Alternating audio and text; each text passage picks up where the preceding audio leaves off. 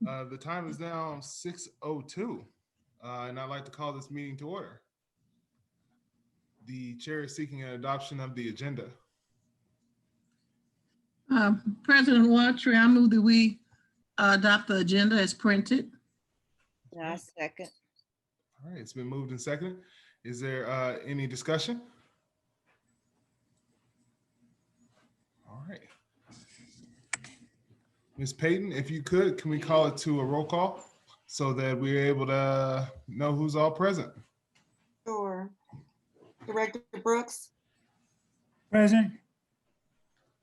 and your vote on the adoption of the agenda. Aye. Director Carter, Aye. Director Graves, Aye. Vice President Kendrick, Aye.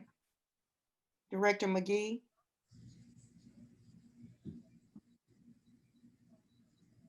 Director Townsend, Aye. President Watry. Aye. Motion carries 6-0. All right. Thank you, Ms. Payton. We're going to go ahead and move on to item 3.0, applause, Smith Hill Middle School and Burke Academy for the 3.1. Good evening, directors. Good evening. Good evening. Have 4 students who we are recognizing this evening, and I'm going to start with Burke Academy. Janelle Johnson is a 7th grade student at Burke. She participates daily and is a leader in the classroom. She has attended every Wednesday Burke Academy meeting and always has positive things to say about her peers, teachers, and staff.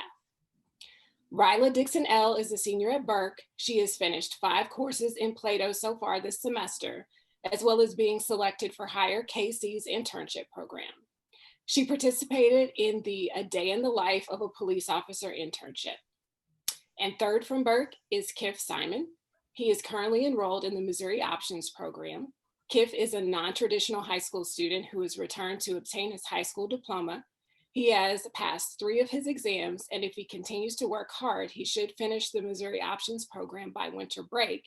And I actually think we may have an update to that this evening, and their very proud principal, Mr. Ryan Beatty, is on, and I believe we have Janelle on, and I'm not sure if Kif is on. Mr. Beatty?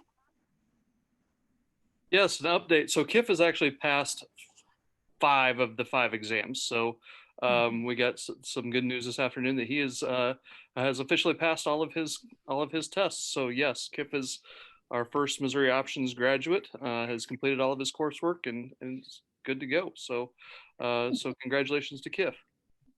Awesome. And Janelle, I believe, is on. Yes. Congratulations. Thank you. Keep up the good work. We are all very proud of you. Very proud of Janelle. Janelle has done a fantastic job with just being a leader in the middle school, and all of her teachers have fantastic things to say about her. And she's just a ray of sunshine every Wednesday when we get on our community meetings, and she has always positive things to add to our Wednesday community meetings. Can we take the screen sharing down so we can see these individuals when they come up? Because I'd like to see them in full screen. It'd be great for them to introduce themselves so we can see them. I know we've got their photos, but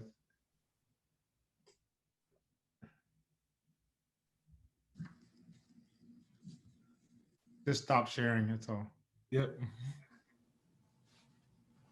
There's Janelle. There, Janelle, can you come back on and say hello to us again? Hi. You quick with that space bar. Is that all you got to say, Janelle? Anything you want to say? Thank you. There you are. That's what we wanted to see. All right. Congratulations. And Thanks. Mr. Beatty, do you know if Kif, I know Ryla, I believe, wasn't able to join us. No, really had another engagement come up this evening, so she's not able to join us this evening. But Kif, I didn't see when I was in the waiting room, but if he shows up, I'm here. Oh, there he is. Yeah. Congratulations on completing all 5 today. Thank you. Appreciate it. To have a special place in my heart for that school, for Burke Academy. Mr. Beatty, you already know I'm elated to see you guys here. Congratulations. Congratulations. It warms my heart to see y'all here. Thank you. Yes. Congratulations again, everybody. everyone. Congratulations Wow. to all of you. Yes. Congratulations. Congratulations. Okay, we have one more student we're going to recognize from Smith Hale. And her name is Peyton Adams. She is an honor roll student, has 95 plus attendance. She is an excellent peer role model by always giving 100% effort and a great student citizen and not afraid to ask questions. She is involved in her community as a member of the KCBK dance team. She leads by example with a can-do positive attitude and a smile on her face 24/7. And her proud principal, Mr. Derek Jordan, is here to tell us specifically why she's being honored tonight. Good evening, board members, Good evening. Superintendent Obeng, staff, and parents. I am honored to present Smith Hale's work and commitment to the restorative practice process here, being our third year of implementation. As you know, restorative practices was adopted as a board policy. Partnering with the district, one of our ongoing building goals is to enhance our building culture and climate. So as a brainstorming event, we wanted students to partner with our be active in our efforts to redirect some of the negative or inappropriate behaviors. So we charged Ms. White to train 6 students that would lead restorative circles for peers. That said, I would like to introduce Ms. White, one of our recovery room paras that is well trained in restorative practices, as well as she holds a master's degree in social work. She will be followed by our outstanding young lady, which is a 7th grade student, our super girl, and student ambassador for restorative practices, Ms. Peyton Adams. Or 2 scoops. Ms. White, take it over. Hello, everyone. I hope you all are well. So I had the task of taking on 6 students and training them in restorative practices as being peer mediators. They learned fundamental skills for their peers, as well as to engage with their peers in resolving conflict and to work collaborative, just to work together in resolving conflict. So we used fundamental pieces from restorative practices, which I have experience in from working in a juvenile detention center. And they learned about the process. They learned how to use the talking piece, how to basically process those issues of conflict before coming together as a whole. So next we'll have Peyton Adams, who will give you her reflection of her experience with the peer mediation group.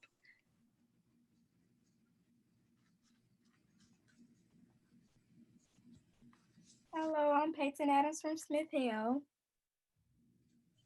And being a peer leader to me means that I'm able to be an example to others. I enjoy helping people. This is a great opportunity to do that within my school community. This opportunity means I will be a leader among my peers. I think my peers will have a positive reaction. Board, subject to your question, that ends our little presentation. Oh, thank you so much, Mr. Jordan. Virginia and Peyton, say hello to me. I'm so proud of you. Say hello so I can see your faces again. Hello. All right, you guys sound like you had a lot of fun working on this, and you're doing such good work for our school communities. You're just an excellent example of the type of students we want to demonstrate in our district. So yeah, keep smiling. I see that big smile coming across. Atta girl. And I want to thank your parents too. I don't know who's in your household that's steering you, but congratulations to them as well. I'm sure they're proud. How you doing? Is that mom back there? Yes, thank you. Congratulations, Mom. I know you're excited. This is a good day. We'll have to remember this because you guys will go down in the HMC1 Hall of Fame, right? So years from now, you can come back and visit us and tell us it started here and all the wonderful things you're doing. Thank you. Awesome job, you guys. It's always good to hear a social worker is here. Mr. Jordan, I really appreciated the initiative, the fact that you guys did the initiative, top to bottom. 2 scoops. 2 scoops.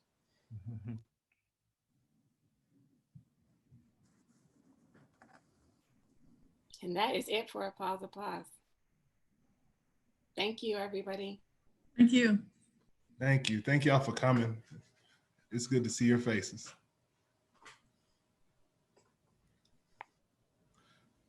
All right.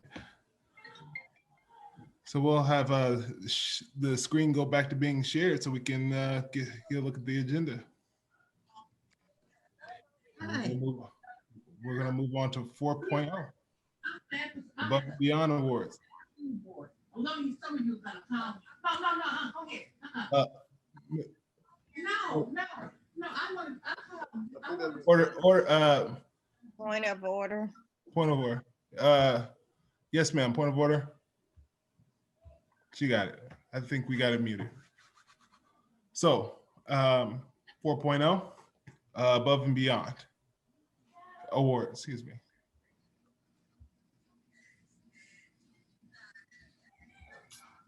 Mr. Obing, do you want to start this one? I believe we have pictures of both of our Above and Beyond awardees, our first ones. Okay. Why don't you go ahead and if they're here, I'll have an opportunity to read their description as well too, if you want to kind of explain yes, what it's about. They are both here. We have Jet, who is a second grader at Truman, and Diamond, who is a junior at Ruskin. They were the recipients of Superintendent Obing's first Above and Beyond Awards. This is something that he wanted to do to recognize students who were excelling academically and involved in their community and giving back to their schools. So he has invested $10,000 of his own funds to give away to students who are going above and beyond this school year. So we had the great pleasure of awarding two students who were the first awardees. And we did this past week, Jet and Diamond, and I believe they are both here on the Zoom with their parents. Excellent. Jet, are you there? Can you pop on and say hello? Hi. There you are. You got the parents there. You know, I got a little blurb from Jet's teacher about what a wonderful student he is. I'm going to attempt to read it, and then hopefully that'll spur a smile on Jet's face once again. So I didn't get to see his full smile when we had the photos because we had masks on. So this is an opportunity. So Jet is a student at Truman Elementary. Jet is an amazing scholar. He has completely perfect Zoom attendance, participates willingly, works super hard, and is a leader in the class. Jet is also very studious. He completes 100% of his classwork. He's eager to learn about anything and everything, and is simply a joy to be around. Jet is the epitome of a Truman scholar, and that was from Mrs. Pierce, second grade teacher. Congratulations, Jet. Anything you want to say, Jet? No, not really. Just say thank you. Go ahead, say it. Thank you. No, thank you. And want to thank Mrs. Pierce for nominating you. And by chance, both Jet's parents are Hickman Mills graduates. So continue the legacy. Excellent. Thank you, Jet. And Jet received $500. I know you haven't spent that money yet, right, Jet? I hope you received it already. If you haven't received it, the check's in the mail. Yeah, we got it. We got it. All right. Yeah, he hasn't. He hasn't spent it Thank yet. you, guys. All Appreciate right, you. thank you. Again.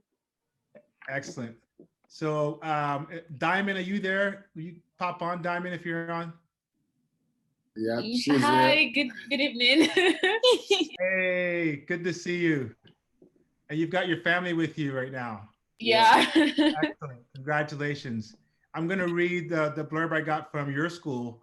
I'm sure you went home and told your parents all about it. Yeah. Yes, I didn't get a chance to experience. So I'm gonna share what was said, and this is sort of abbreviated too. And they could write pages and pages about you. So really proud of you. So Diamond has straight A's and has maintained mostly A's since freshman year. Diamond always has a smile on her face. When we were in person, she made a point to say hi to teachers in the hallway, even if she didn't have them. She was always kind to other students. She is encouraging and understanding to other students. She tries to be her best every day, while at the same time helping others to be their best. Wow, so she's got brains and a heart. Amazing. Anything you want to say, Diamond? I want to thank you. Thank you. It still feels weird. I don't know. Thanks a lot. I was not expecting this still. You're so humble. I'm surprised you're surprised. And congratulations to your parents there. They've done a great, this award's really about your parents, right? Because they did a good job. I mean, I guess I can share it. Okay, now she's talking. Okay. All right. Thank you so much. Thank you. And I hope you haven't spent all your money yet, right?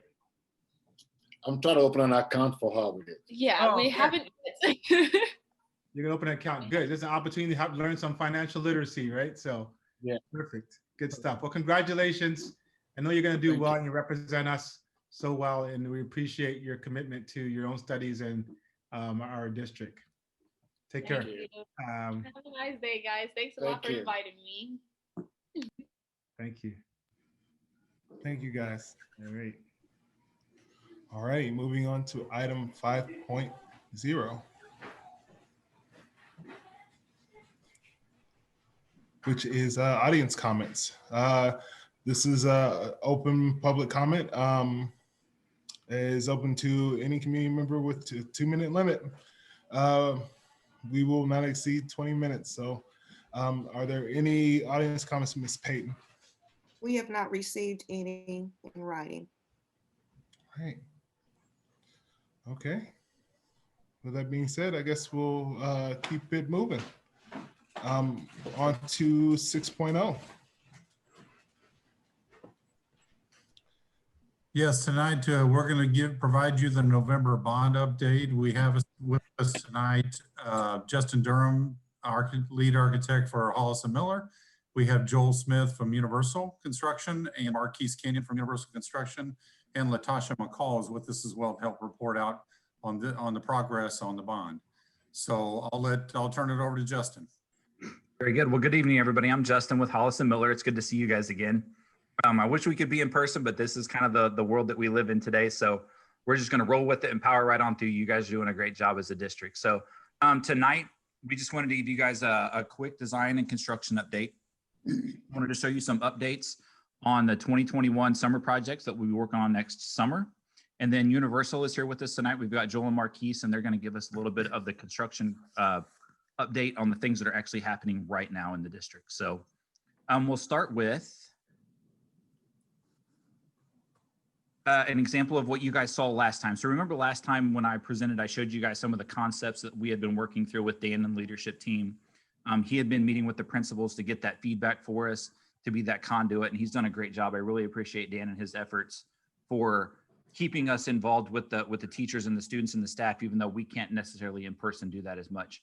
So what we did is we took those plans, and now we started to take a flat plan of development, and we're starting to turn those into some rendering. So a lot of times it's hard to explain what you want to get across in just a flat floor plan or something like that. So what we've done is we started to create some 3D images to really get the ideas across.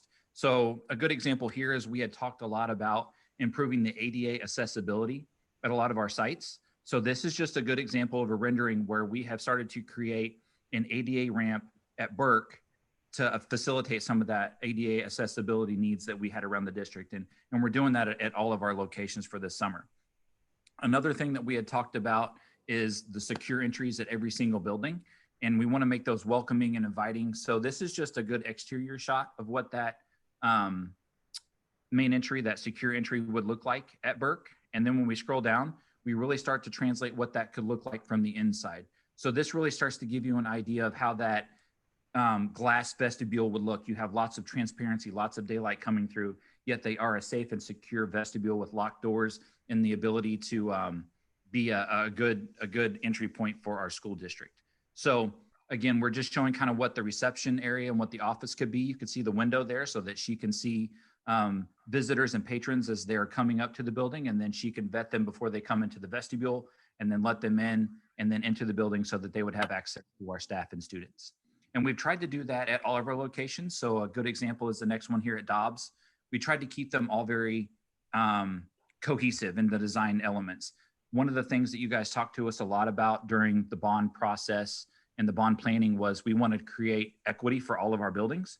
So we've looked at that in a lens through each one of the projects in terms of creating that similar space, that similar design language for each one of the buildings. So here at Dobbs, we again have that secure vestibule with the reception area, a small waiting area, so that if you're there and you're waiting for someone to come and meet you as a student or something like that, you can sit there. In the next picture, this is kind of what it would look like from inside the office looking out at that vestibule. So you can see that good transparency piece and you can see the visitors that are coming and going without necessarily letting them have access to the building. So it's that passive and active types of security that we're trying to initiate here.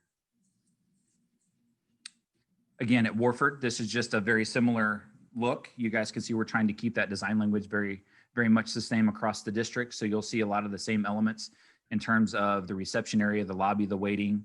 And then again, on the next picture, you'll kind of see that from what it would look like as the students are walking by down the hallway at Warford. So you can see that nice clear glass transparency piece and it creates a good visibility connection to the school. And now I'll let Dan kind of talk a little bit about Ruskin High School and the turf replacement. Yeah, this is going very well. We, if you have been by there, you'll see that there's no longer turf on the football field, and we have Order for 1 second. I'm sorry, Dan. I don't mean to cut you off. Ms. Graves, can you please mute your screen? We can hear you in the background, and I don't think we want to eavesdrop.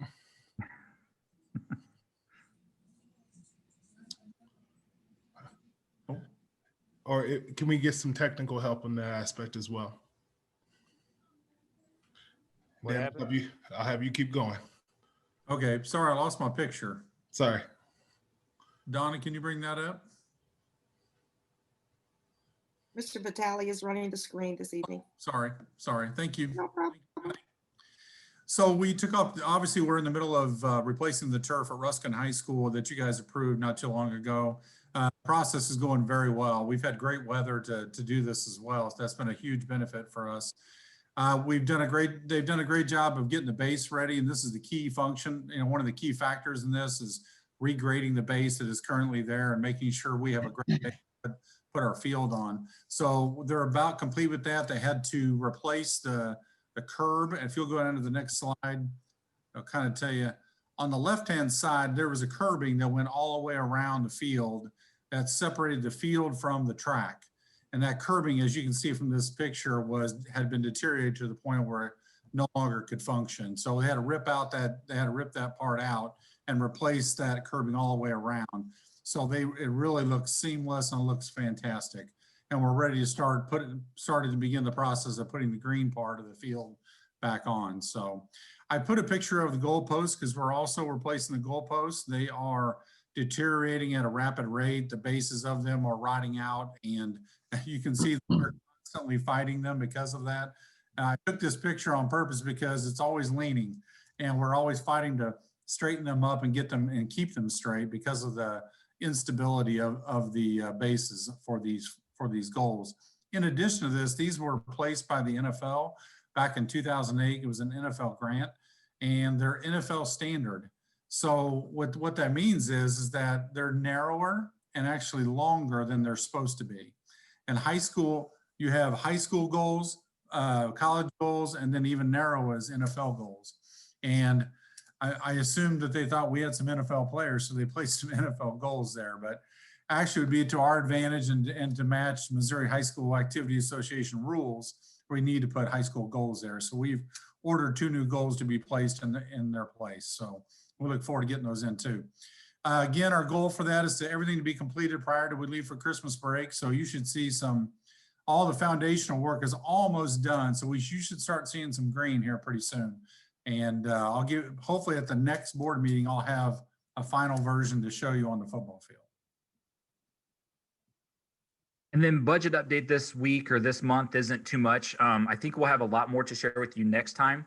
So we have our kind of high level budgets that you guys all saw when we went through the bond planning process. Those are still kind of what we're using. We've had some back and forth with Universal just to make sure we're still on target. But now that we have more developed drawings and some renderings, they really get a good idea of what we are getting into in terms of, the level of finishes, the items that we want to put into the buildings. And that really allows them to really do a deeper dive and get us a much better, more accurate estimate. So they're working on those currently. And then our schedule update, it's the same as last month. We're working on that design. We're going to be working hard until about Christmas time, when we'll release what we're calling package 1 and package 2. So that's the 6 elementaries that we're currently working on.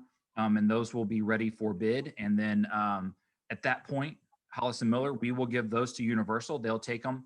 They'll go through the drawings with a fine-tooth comb, make sure that everything is in there that they want to see. And then we'll put those out for bidders to give us bids back in early February. So we're still on target to meet all of those dates. Well, good evening, everyone. As far as a construction update and what's actually going on the project, I'm going to turn it over to Marquise, who spoke at your board meeting last month, to give kind of a quick update of where we're currently at. You'll probably notice that the pictures are a little bit behind if you've driven by any of the job sites. These pictures were taken about a week ago, so Marquise is going to explain where we're at today. And then I'm going to turn it over to Latasha, who's going to be able to explain kind of where we're at on MBE and WBE participation.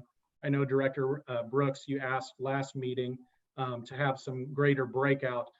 We were literally signing up the contractors 2 days prior. So I apologize, we didn't have greater detail at that time, but we definitely wanted to get that for this meeting. And then I'll give a very brief update of where we're at. So thank you. So Marquise, I'll turn it over to you. Thank you, sir. Good evening, everyone. So with the Welcome Center, right now it is completely striped, backfilled. We are 100% done on the Hickman Mills Welcome Center. So there's nothing else for us to do over there. If you've gone by there, you see all the new striping, all the new curb work and everything there. In my opinion, it looks great. Next slide, please. At Ruskin, currently we are right around 35% complete with Ruskin. We're moving through the full depth asphalt work that we have to do there. And we've pulled out and replaced all of the old sidewalk and kind of that horseshoe area. We've gotten all of that put back in. Still a little bit to do there. And again, our target completion, we should have everything by the end of the month complete as it's related to asphalt. Next slide, please. Over at Warford, that roof repair, it's 100% done. And so that's all buttoned up at this point. That's still on track. At Dobbs, we are actually probably 98% done with Dobbs. What we're missing here is handrails and gates. And if you remember from our last talk or from our last schedule update, we're not expecting those until the end of the month, December, to have those complete. If you haven't gone by there, I would recommend that you do. That parking lot looks really well. And the backside of the school, all of the paint and foursquare and all of that stuff's been put back into place. But we still have handrails and gates that we need to put there. So 98% there. Compass, we started asphalting at Compass today. And we've already replaced all the curb work that we needed to do there. We'll be waiting on gates and handrails again, that we're expecting that by the end of December. And that's just because we have to place the concrete first, and then we have to measure for it. And so that still takes a little bit of time to get here. But as of today, we're going to call that about 45% complete with what we have to do. And we're expecting to be done with the asphalt on that tomorrow.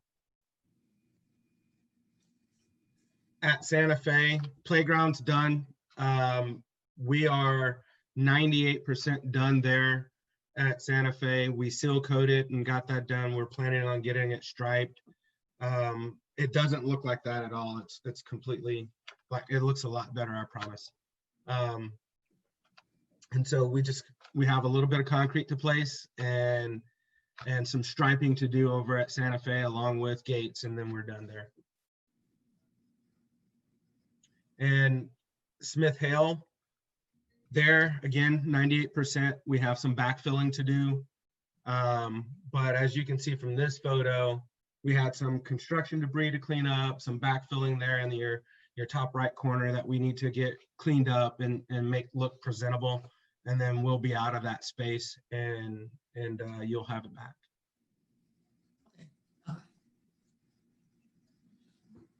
And so like I mentioned, Marquise's percentages are a little further than what I put together a week ago. So the correct percentages and is what Marquise was presenting tonight. Like I said, this was put together about a week ago. So with that, Latasha. I want to report where we are on our MBE, WBE participation. I'm very happy to say where we are right now. We've only done one package. That's the asphalt package. I'm really happy with J and EM Fahey. You know, they did win the asphalt package on Compass and Dobbs. We did ask them that even though they are a majority firm, we wanted to see MBE, WBE. He did go out. He got me two he got me two trucking asphalt hauling companies. There were a couple of MBEs on it. He did separate it. Right now with economy and things the way they are, he did separate it for me. So he was able to give something to both minority trucking companies. So I was very, very happy to see that. On the WBE side, he did meet that as well. So he did give me some participation on that as well. On Phillips paving or whatever, he did do the Hickman Mills Welcome Center, and he is on Ruskin. He's very low on his MBE. So still trying to work with him on that. He did use a trucking company. Wasn't real happy with the percentage, but we're going to continue to work on that. Another thing, we had an emergency, I believe at Warford for the Compass roofing. That did go to 100% minority MBE firm. So really happy about that one. And then of course, I want to count Universal. They are a woman-owned firm themselves. And LM2, we are a minority woman-owned ourselves. We're not on this, but we got our contract signed and we will be on the next one. So that's just kind of where we're at today. So we'll plan on tracking that through the project and then reconciling that at the end of each project to give you guys actual numbers and percentages of where everything tracks at. And then lastly, just kind of where we're at today. Obviously, we're at the very, very beginning of the bond, but that 25,433,713, that's directly off the sheets that Hollis Miller and Justin has shown you guys. That is our construction budget. The value of this entire package one is that $2.1 million number. The invoiced amount, obviously not a lot of work had taken place last month. That number will grow this month, which with a lot of work in place going, but very happy to report just that there's no cost changes in this package so far, and there's no scheduled delays. As Marquise mentioned earlier, our goal from the last month's meeting was that with as long as the weather cooperated with us a little bit, our goal was to have all of the asphalt placed by the end of November. And the entire project, the handrails, guardrails, which just take a little bit longer to get. We have to field measure sidewalks. We have to field measure stairs to get those. The goal was for that to be completed by the end of December. So we've had some good weather, so keep praying for good weather. We'll take it. But yeah, we're right on track. So happy to report that tonight.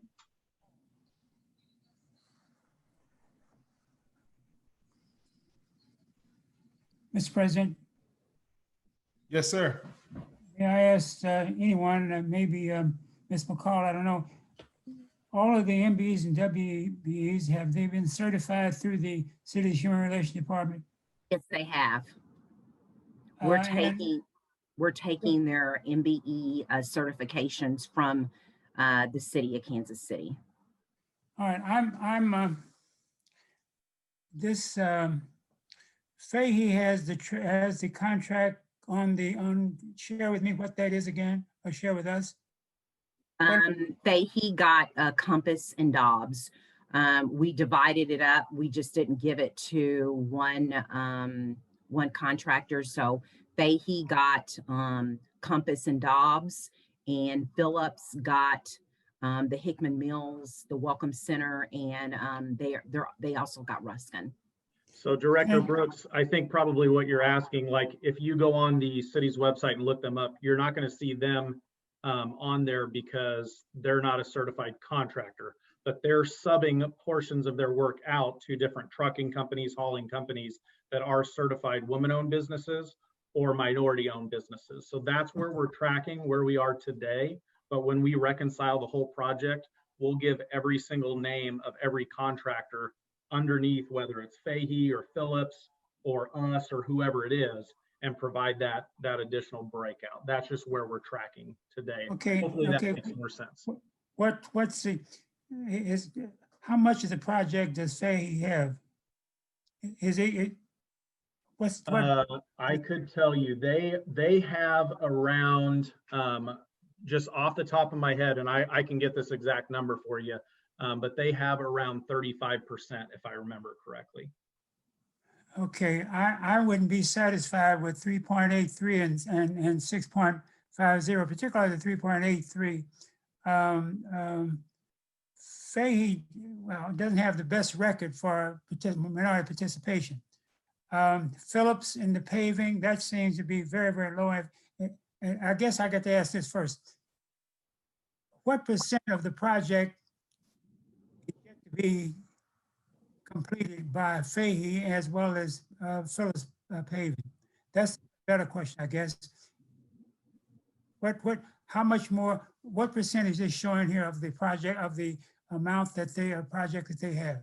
So Fahey has about 35% of the entire project. Phillips has more of that. They're somewhere in the 50 to 60%. But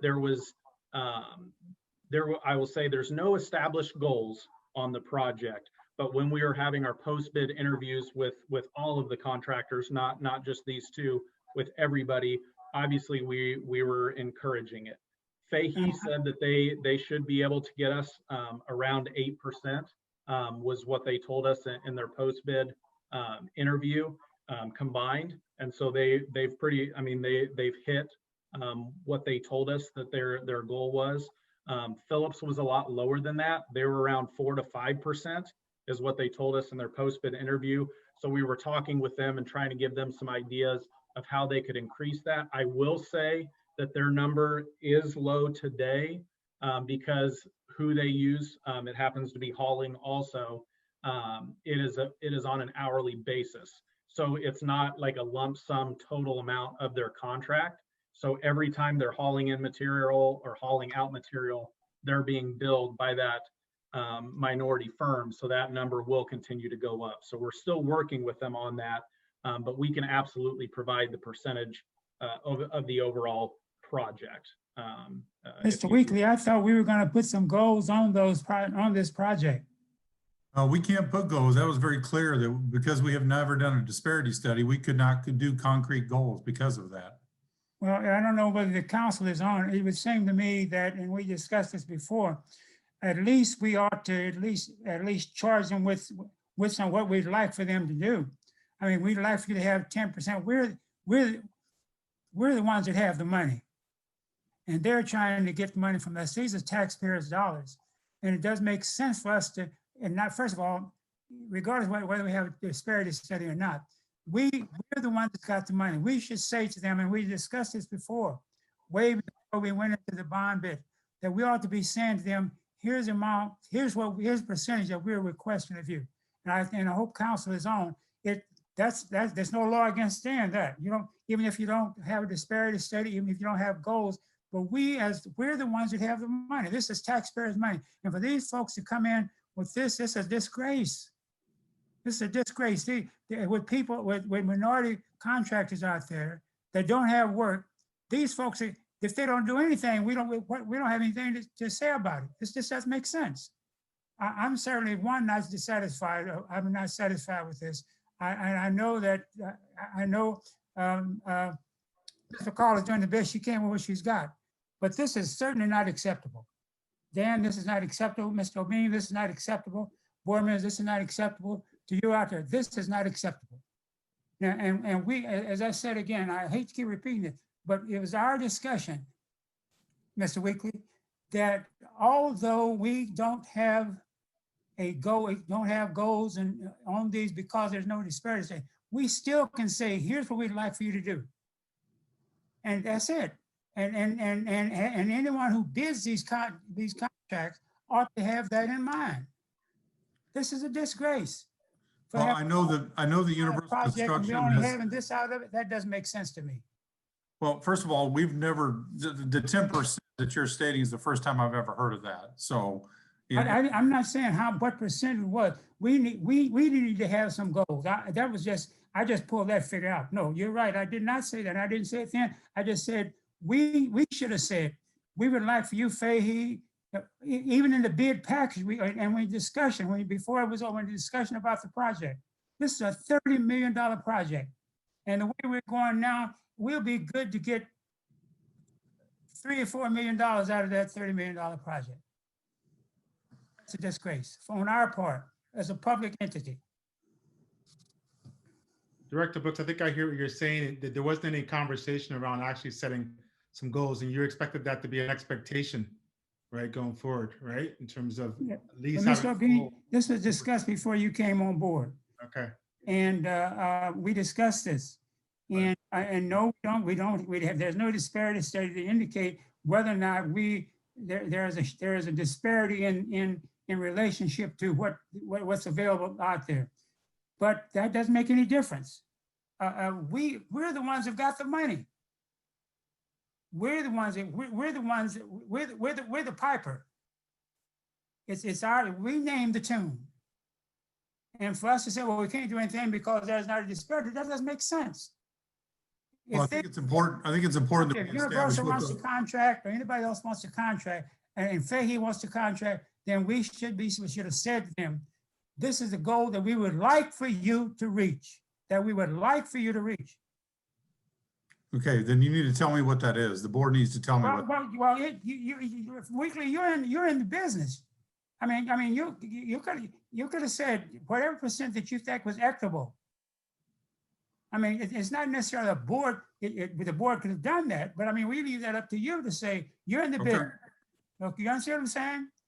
Well, if I establish a percentage, I'm not jumping on you too bad, but I think you need to understand what I'm saying. Mr. Weekly, I think you're hearing where Mr. Brooks's frustration there. I don't know if at this stage in the game, if there's any remedy to it, but I would recommend maybe go back and have a conversation with our team and let's come back with what we can do in terms of the conversations with the vendors, right? Because I think we need to express at least if the board is saying that they want to see some growth going forward and some effort, they need to demonstrate that they're making those efforts if they're not meeting certain standards, right? Well, but then thank you, Mr. Bean. But the thing is, if you don't say anything, they won't do anything. They won't do it. These contractors, I know them. I know their history. They won't do a thing unless you say something to them. If you're going, they won't say a thing. And I know that. That's why it's our responsibility to say that. And even though, again, I'm saying this, Mr. Weekly, although we although we don't have the ability to do that in terms of the disparity study, we still can say what we would like for you to do. And we didn't do that. And that disturbed me very much, especially when we had discussed this for several weeks, way before the bond was brought up. And even after, I think when we when we brought in everybody, we still talked about this. This is most disturbing, and it should disturb everybody's on this Zoom. That here we've got a $30 million project, and to look at those numbers, all of is disgusting. I'm through for now. I got to take a breath, take a breather, take a deep breath, but I'm most disturbed. Well, Mr. Brooks, I apologize about that, and I will say if we have further discussions, if we want to establish some percentages, some goals, we can absolutely do that moving forward. You're exactly right. If the contractor is not asked, there might be no participation. Both contractors had zero participation in their bid. And myself, Marquise, Latasha, we've been working with them to get that number, those percentages, even though they might not look very good today, up from zero. We also worked with some minority contractors to try to bid the project.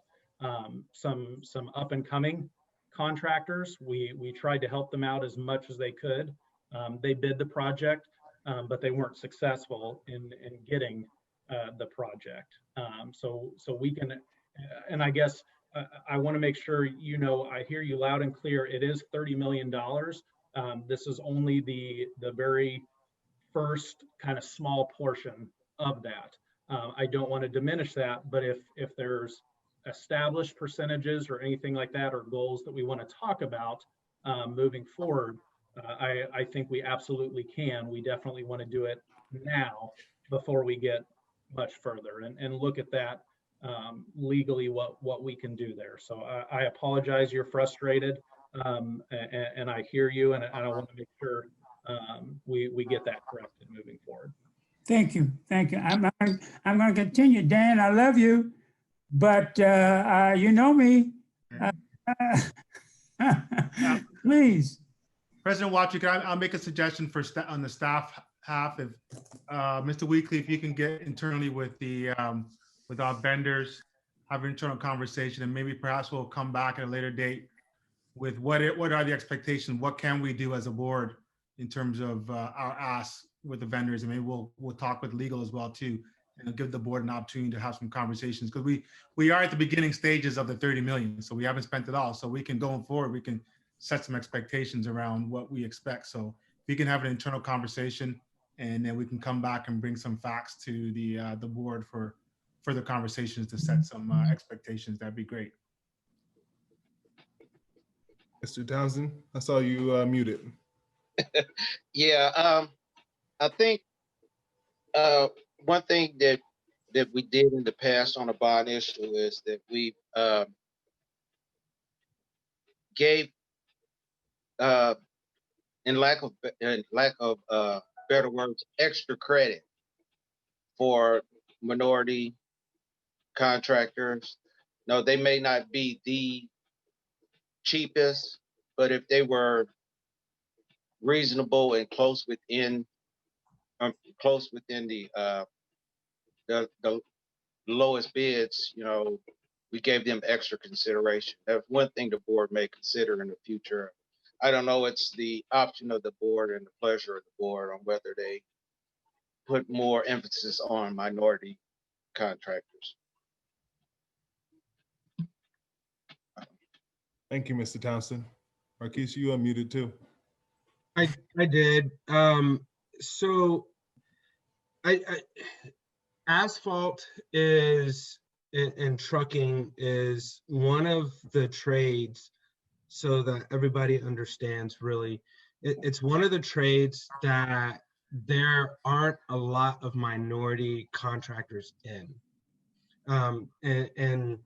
And so it's very difficult to achieve anything. And as Joel mentioned earlier, we have been pretty adamant about goals, even though there aren't any. I just want to make sure that everybody understands we lead with that. We lead with we're expecting this. It's not set, it's highly encouraged, and we want you to be here. And so I think that you'll see it differently once we jump into the building portion. because there's honestly, if you go out and look up minority or woman-owned, heavy civil companies, you're not going to find any. And so it's a hard search to find 3 trucking companies that are capable of doing that thing. And so I want to say it's not without effort, Mr. Brooks. We hear you. We're gonna dive in, dig in, and we hear the board loud and clear. But it'll be an easier feat on the building portion than it will on the what's typically heavy highway, heavy civil. And to speak to this and make sure that we're not just kind of beating the issue to death. This was a concern and discussion in which both the finance committee as well as the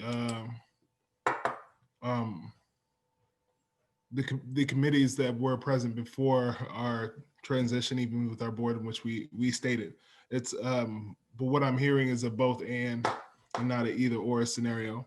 And I appreciate Marquise. I appreciate your comments in the aspect of the availability, but even in that sense, being able to have that information beforehand to know the availability of what we have in regards of options. We want to. I feel every bit of what Mr. Brooks said in the aspect, but I understand where you're coming from in the aspect of availability. But even speaking just to the point, the board needs to be able to have this information to be able to determine how this is going to go moving forward. Because as of right now, we kind of feel reactive. I think reactive is the perfect term for that. And if we are operating from a place of being reactive, this is how the conversation is going to go. And it's not just going to come from board members; it's going to probably come from the community as well. So we just in hindsight, and moving forward, I would like to see us be able to be more proactive in the aspect of moving this and asking and being able to present us with the options of being able to show or ask for the percentage that we would look for and seeing if it's available. Mr. President, thank you. Mr. President. Yes, sir. Mr. Kenyon, I bet you this. If the board says we're going to halt the project until y'all find some, I bet you'd find them.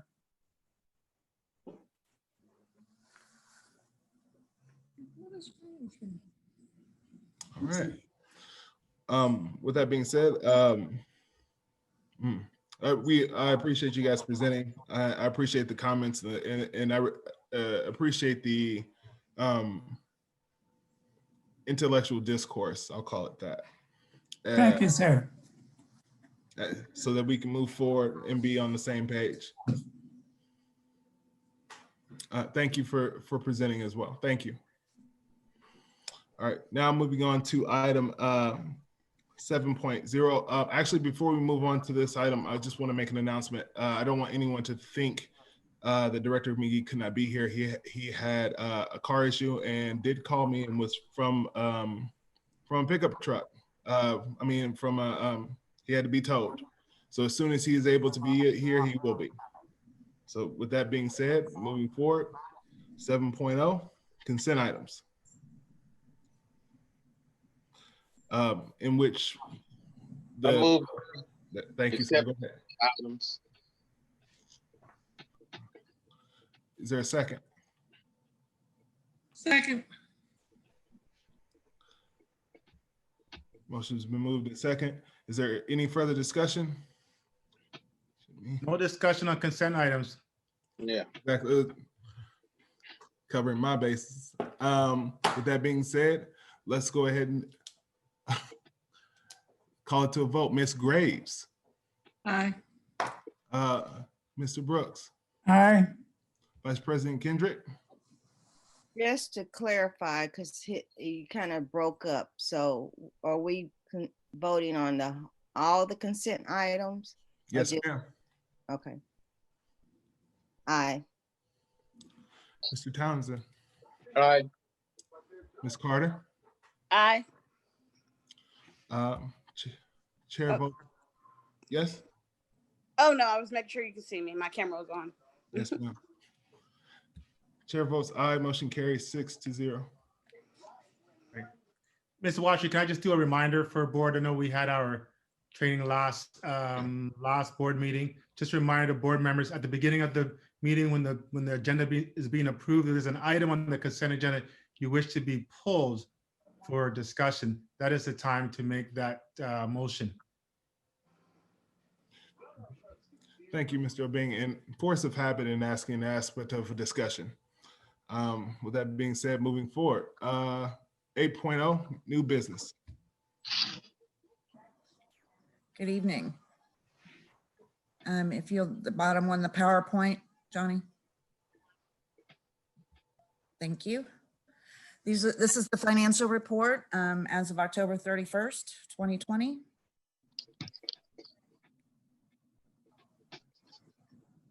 So right now, these are the total revenues. And the working budget's at 84.5 million. In October, we received in 5.6 million. Year to date, we're at 14.7 million. Remaining budget to be received is 69.8 million. So percent of funds received right now is sitting at 17.1 compared to 19.2 at this time last year. So you'll see it's almost a 2% decrease from where we were this time last year. The expenses, our working budget is 81.6 million. We spent 5.6 in October, a total of 19.9 for the year to date. Remaining budget to be spent is 61.7 million, and we've spent 24.4% compared to 27.8% at this time last year. So that's a good thing. Budget revisions in October, I added the comprehensive grant revenue of 22,597, which is actually, it's a total of 400,000. The CARES Act, I added 842,350, and this is a combination of new money that we received, plus the transportation meal delivery. Then the Kaufman grant, I had budgeted a small portion, and so I added the additional money we received of 17,310. And then after our audit, I had to transfer 615,000 out of the fund balance because that money, even though we have the money, it's set aside and cannot be included in our fund balance. And so that's what that transfer is. And so there's a change in our fund balance of 0.329. If you scroll down. So, and you can skip the next one. We haven't received any money for the Cerner TIF as of yet this year. So keep going. Okay. So our cash balance at the end of October, we were sitting at 6.7 in the general fund and 3.4 million in our debt service fund for a total of 10.1 million. And the health insurance fund balance at October 31st, we had $35,706. We can scroll down. So this is our fund balance, and you'll see it's dropped down to 15.972, and that's due to the fact that I had to move that money out. So when we went self-insurance, we created our own bank account for health insurance, and we hold premiums, and then we pay the claims. I was including that in our fund balance, and when the auditors came in, they said that shouldn't be included in our fund balance. So even though we have the cash, it can't be included in the fund balance. And so the fund balance drops from 16.3 to 15.9 with the movement of that 615,000. So I just wanted to put that out there. Ms. Wilsey, is there a way for us to represent those dollars that we actually have, but we're just not calculated in this way so people know we have those dollars? Yeah, if you went back up to the other screen, that right there, right now, the health insurance fund as of October, that's what we had left because it's an in and out. Right. So I put about 600,000 in every month, and then I pay out our premiums. And so at the end of October, that's what we had left in the health insurance fund. So it can be balanced plus this money, I guess. Yes. Okay. Thank you. Now we did just, it's good news, I guess, and bad news, and it's kind of, our stop loss is based on an aggregate and a single individual. If we hit that aggregate stop loss monthly, we get money back from Cerner, or not Cerner, I'm sorry, I got Cerner on the brain. from Cigna. So we're getting $352,000 this month for going above our stop loss. So that money is being deposited into our account, which is the good thing. The bad thing is that it probably will increase our stop loss insurance next year, just because they're not going to want to continue to pay us out every time we hit that stop loss. Of course. But just put that out there. All right. Mr. President, may I ask a question? As though we, Ms. Wilsey, that our use of the insurance is any less over the period than it was, say, a year ago? And that may, I'm sorry, and that may not be a fair question based on where we are with the pandemic and everything, but to your, I can tell you, based on our claims compared to and what they were projecting we'd spend 2.4 million in claims as of the end of October, and we spent 2.7, and that's basically that $300,000 that they're giving back to us. So we're a little bit higher than what they were projecting us to be, but I don't know. We were only 4 months into the new plan, so hopefully it'll, even out over as the year goes on. So, thank you. Well, having a new plan, this is really kind of baseline then, really, with the new. Yes, being fully self-funded is, yes, definitely new for us. It's really kind of a baseline, so it's hard to do apples to apples exactly, but you can do a guesstimate, but. Yes. So I'm recommending, the superintendent is recommending approval of the October financial statements. Chair seeking a motion. Mr. President, I so move that we accept the superintendent's recommendation for the October financial report. Second. Moved and seconded. Is there any discussion?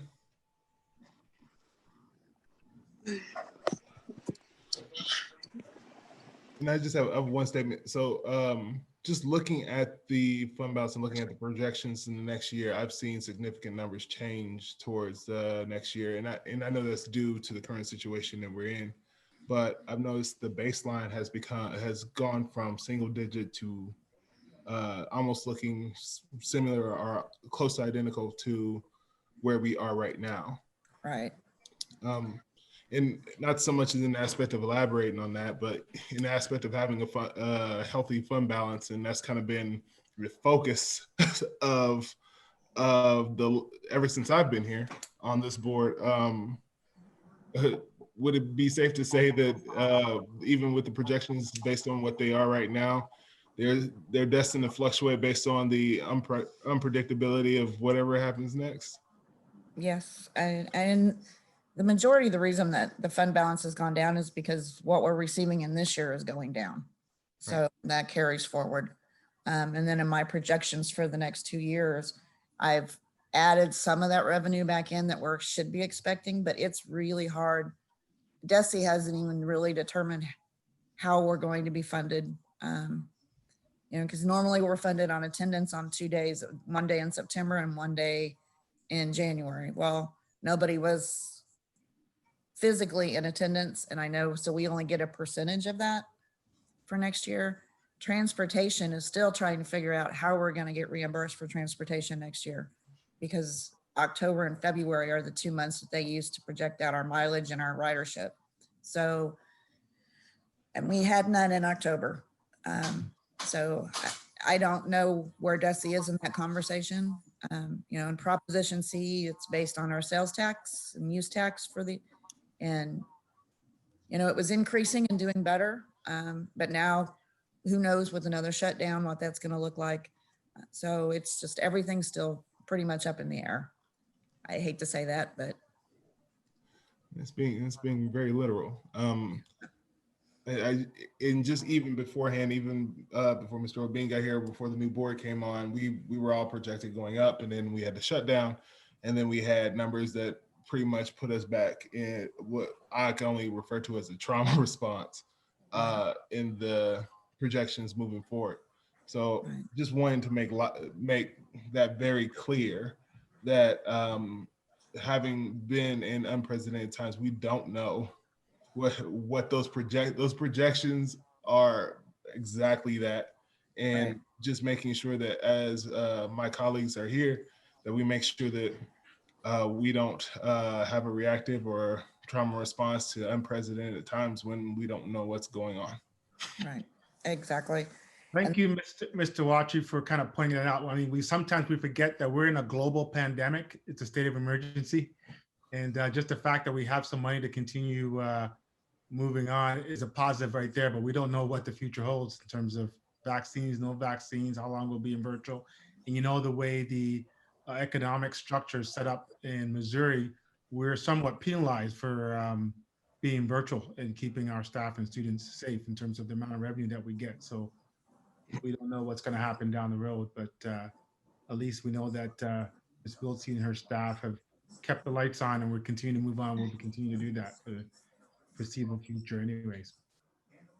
Yes, and my last comment only to that is to thank you for the diligent work that you're doing. Thank you for keeping us updated and I guess keeping hotheads cool. Best way to put it.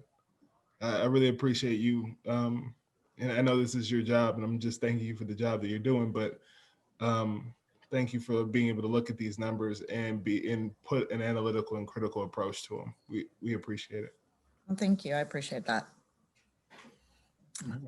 With that being said, let's call it to a vote. We got to vote. Yeah. So Mr. Brooks. Aye. Ms. Graves. Aye. Mr. Townsend. Aye. Ms. Carter. Aye.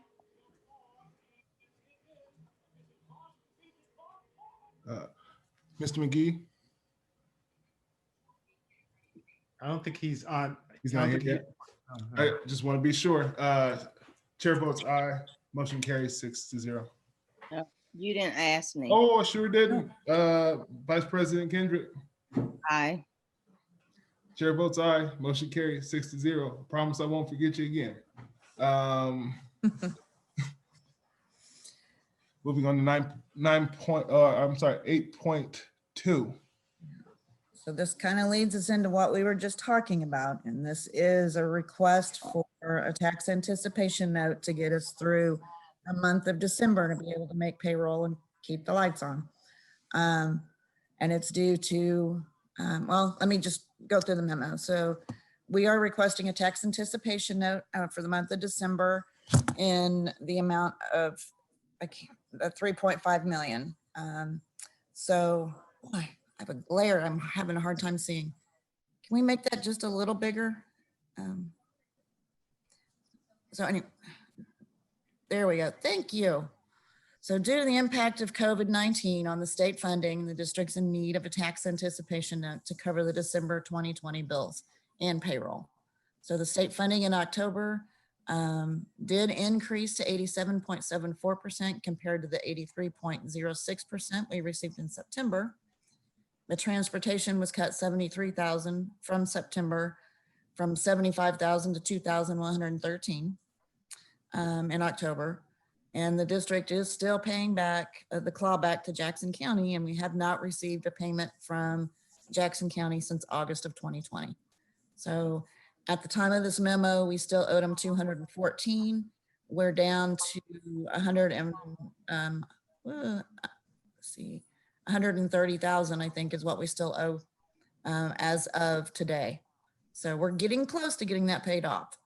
So, and so the cost benefit, the district, we can receive up to 4 million in funds through the tax anticipation note, and the district's requesting 3.5. And then we would pay this off in January of 2021. So the district estimated cost for the loan payment is a fee of 6,000 and an estimated interest of 5,104 per month.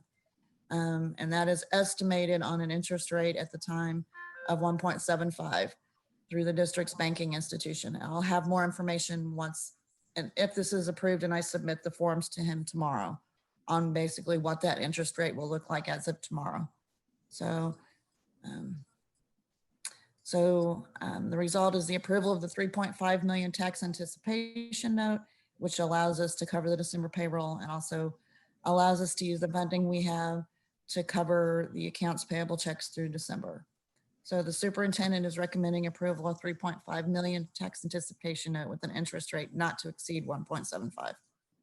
Ms. Filsey, before you wrap up, I wonder if you could, because we've got people online as well too who may not experience this. And I want people to be clear about what a tax anticipation note is, and that this really has not triggered by anything that the district has done, but it's the external factors. Can you talk a little bit about that, what a tax anticipation note is and when you execute that, so people kind of understand that when we do bring this up in future? Sure. So a tax anticipation note is very normal. A lot of school districts do it.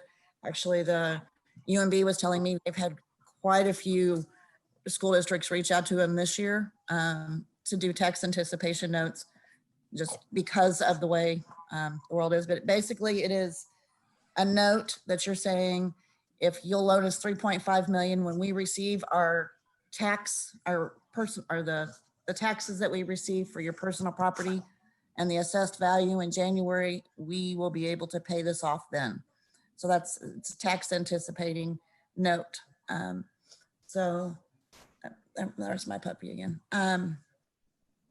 So it's just very normal, set up specifically for school districts to be able to do this, to be able to cover the payrolls during this time frame, because this is the time of year where we're not receiving a lot of tax money. So even if we were receiving tax money right now, it wouldn't be very much, 40 to 50,000 a week compared to, the 10 million to 15 million we're going to receive in January. Right. So would you liken it to, I remember when I was a young person working, sometimes you'd have to go to my boss and ask for advance in pay because I already worked that week and the check's not coming till the next week? Yes, I would. Mr. President, may I ask Ms. Wellesley a question? Yes, sir. I think, Ms. Wellesley, ever since I've been on the board, we've had to do this at the end of the year, at the end of the calendar year at least. Based on possible shutdown and all that, I know it's kind of a gamble, I think I'm using the word right, that we anticipate getting back 3.5 from the county. But if there's a shutdown, yet we borrowed the money, what predicament does that put us in? Well, I mean, this is based on people paying their personal property tax and corporations paying their taxes by December 31st. So that's the money we're going to be receiving. I would say if we don't get that, we're not going to be in a very good place. But that's never happened. Even when the market crashed back in 2008, we did not have that issue. So I'm we take it out the superintendent's salary?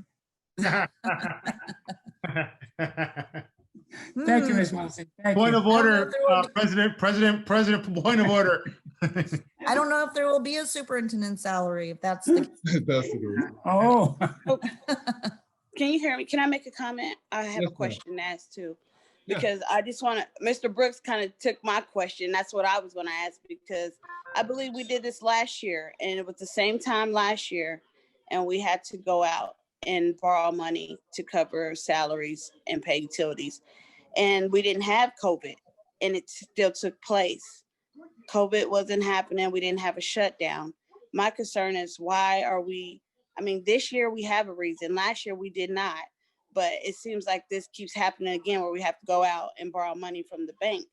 And I need someone to refresh my memory. Did we pay back the first loan already? So we did pay back the first loan. And now December again, we have to go back and take out money again to cover our teachers' salaries. It just seems to me, and I'm thinking the same way Mr. Brooks, is that we're going back into another situation where we have to borrow money. And I can see COVID happening, but I just don't think that, I don't know. I just feel like we keep putting ourselves in a situation. We didn't have any money set aside for this, or what's the reason? I know COVID, but I feel like it's just happening again. And this happened last year. I just don't want to continue to do this every year around December and this be a continued pattern. If you remember, Ms. Carter, that's part of the reason that we closed 2 schools. because our fund balance was so low, we weren't able to cover our bills at this time of year. So, and in closing 2 schools, I was looking forward not to having to do a tax anticipation note this year, and then COVID hit. So for many years, we've been carrying that fund balance around 11, 8%, and that's going to cause you to do a tax anticipation note. So we took those drastic measures and closed schools so we could save the district money. And that helped. It took us up to this 15.9% fund balance that we're seeing right now that's projected. So hopefully it'll turn around, and as long as we're watching our funds and doing those, I mean, I can't promise it won't happen again, but but that was why we took those actions to begin with, to get us Right. where this wasn't happening. And since you mentioned that is, I'm glad you did mention the closings of the 2 schools. I mean, now that I'm thinking about it, I mean, I should have asked this before, but we still need to focus on probably maybe selling those buildings. That way we can have extra money to cover things like this, because we're still sitting basically on buildings that haven't been sold. But that's it for me. Thank you. Uh-huh.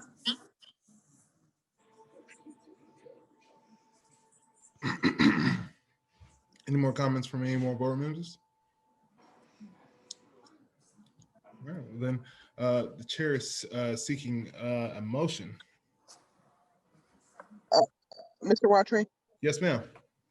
If I may, Absolutely. just to add to this, part of the reason why you see these relatively commonly with school districts is because there's a state statute that allows for tax anticipation loans, because the state recognizes the cycle with which school districts receive their funding, and that these situations may happen particularly close to the end of the year. So, what we're dealing with is not particularly uncommon, and that's why the state has a statute in place that allows for districts to take tax anticipation loans. So if that helps a little bit.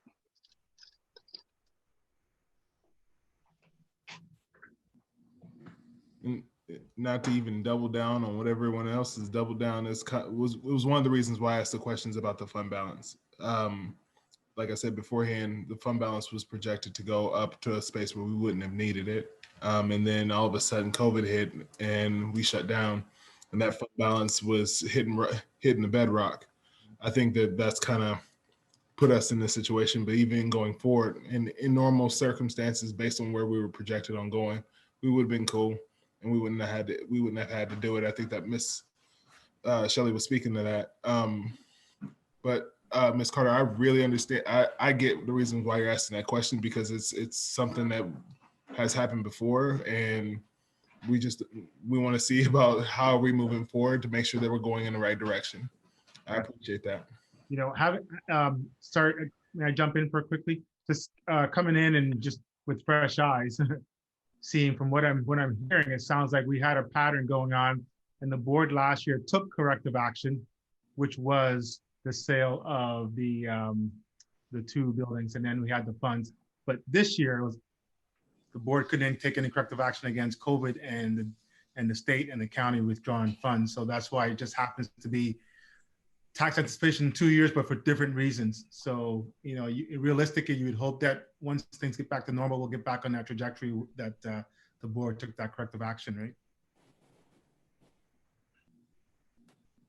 Mr. President? Yes, sir. I move that we accept the superintendent's recommendation for the borrowing of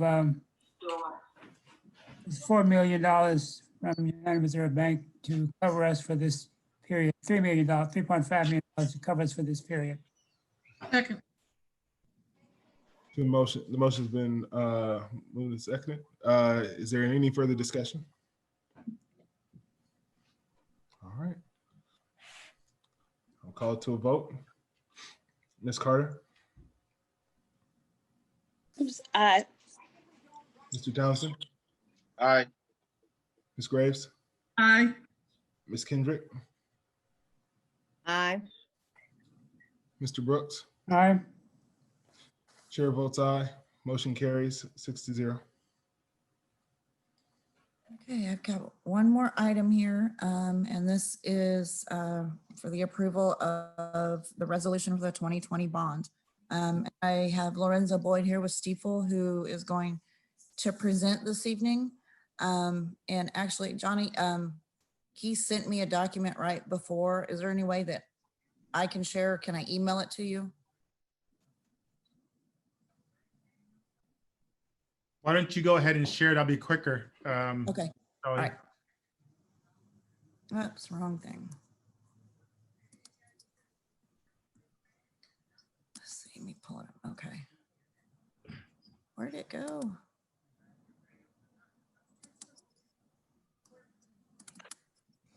Okay, so I'm going to let Lorenzo Boyd with Stiefel Nichols take over from here. Good evening, everyone. Can everyone hear me? Yes, sir. Good evening. How's everyone doing? Sorry I couldn't be with you in person, but it's good to see everyone on Zoom. So I have some great news for everybody, and I said this before, but I wanted to congratulate you guys on the passage of the bond issue in April of $30 million. So we're very, very excited to be working with the school district once again. And as you can see, I'm still busy at work in the lobby of Stiefel, as you can see. So still working for you guys. So on yesterday, Stiefel sold 34,855,000 of general obligation bonds for the school district. Part of that was 30 million in the new money bonds that you passed in August, and 4.8 million of refinancing bonds that we refinanced for savings for the school district to achieve some savings over the next 3 years for those particular maturities of those bonds that we refunded. And one of the things I'm most excited about is we sold 34.8 million of bonds, and we received over $232 million of orders. So that means the bond issue, that there was so much demand for the Hickman Middle School District bonds that there were over 232 million of orders. So we were almost 7 times oversubscribed, which was great news. So when we have that much in oversubscription, we have to actually dial down the interest rates because we want some of those orders to disappear, which is good news for the school district. So we were able to actually drop the interest rates on every maturity from 13 to 22 basis points, which is a huge number. And so we were just able, and each basis point for this transaction, just to kind of give you some perspective, by lowering those by 13 to 22 basis points in each maturity, each basis point is worth almost $20,000 in interest that we were able to save the school district. So $19,467 to be exact. So we were able to lower those every maturity by 13 to 22 basis points. So one of the things too, also we received a host of orders. We received some new accounts that came to the table. Those accounts that came to the table that we had not seen in the past, that had not bought Hickman Mills bonds, were Cypress, and I kind of know those before, Cypress Capital Partners, Eaton Vance, Wilmington Trust, Glen Mead Trust Company, which hadn't purchased any of your bonds previously, Girton Fixed Income Management out of California, Pine River Capital Management out of Missouri, and One Oak Capital Management. So those were some new accounts that we were able to attract. And I think it was a very successful financing for the school district. It was a great time to enter the bond market. Rates are the lowest it has been since 1952. Which I believe was the Truman administration going into the Eisenhower administration. So these are the lowest rates we've seen in the municipal market since 1952. It actually was the year I was born. You're supposed to laugh. I wasn't born in 1952. That was the first year I voted. Go ahead. And so going through that process too, so we were able to achieve, enroll these bonds into the Missouri Direct Deposit Program, which is rated AA+. And we were also able to get the district affirmed at its A- underlying rating. A- is a very good rating for a school district. It's really like in the top 30% of all school districts that are rated in the state of Missouri. And so S&P with this report, I don't know if you could scroll down a little bit, Shelley, so that they can see this. But S&P in their report, they noted a couple of things. They said that they could see a potential upgrade for the school district if you balanced your financial operations, which I believe some of the things you were talking about previously in the previous agenda item, and then if you're able to grow your reserves. So they noted that that can be a possible upside to you guys and possibly receive an upgrade to your rating. One upgrade would take you from an A- to an A. But they also did say that a potential downgrade scenario, which you don't want, is if you don't maintain balanced financial operating results, or if you continue to decrease your operating fund balances. So we hope to keep those in shape and hope that those don't decline, so it doesn't warrant a downgrade of that A- rating. So right there too, what you'll see, the total debt, so the true interest cost that we projected going into pre-pricing was 2.47%. So, I mean, that's truly, if you think about it, unbelievable. That's less than what you can borrow a home mortgage for. But after actually lowering those interest rates based on the demand, we were able to receive a 2.36 overall interest cost. So you're borrowing $34.8 million at a 2.36%.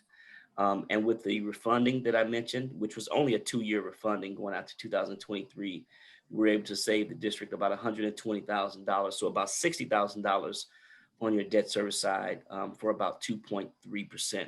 We aim to get about 1.5%, so we're happy with the results in saving 2.3%. And as you can see, thus on the other side of that that stanza right there, that table, those were the pre-pricing yields that were expected for each maturity. And as you can see, based on the demand of receiving 232 million of orders, each maturity was lowered by the amount of those basis points that you see highlighted in the blue. So for instance, in 2021, we were projecting a 0.52 interest rate or yield. And because of the demand, we were able to lower it to 0.33 and so forth and so on. So you see the range in decreases in interest rates that we were able to achieve because of the high demand. So I open it up to any questions that you may have. And Shelley did a great job on Shelley and Mr. Obeng did a great job on the rating call with Standard & Poor's. So we're to get that affirmation. So I'm not sure if Mr. Obeng or Shelley has any comments about the rating call or anything they want to address, or just about our production as a whole. Oh, and one thing I did forget, you sold 30 million of bonds, but we were able to get you with the premium $32.6 million to your project fund. So we're able to get you $2.6 million more over and above what you actually approved to the voters. Thank you, Lorenzo. I just want to, first of all, just thank you for your guidance, this endeavor.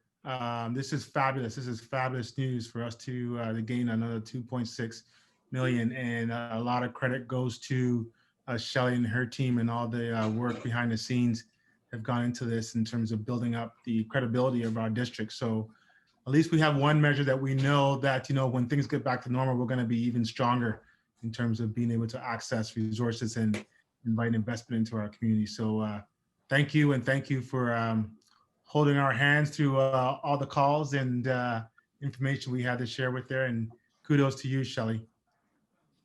Thank you. Mr. President, Yes, sir.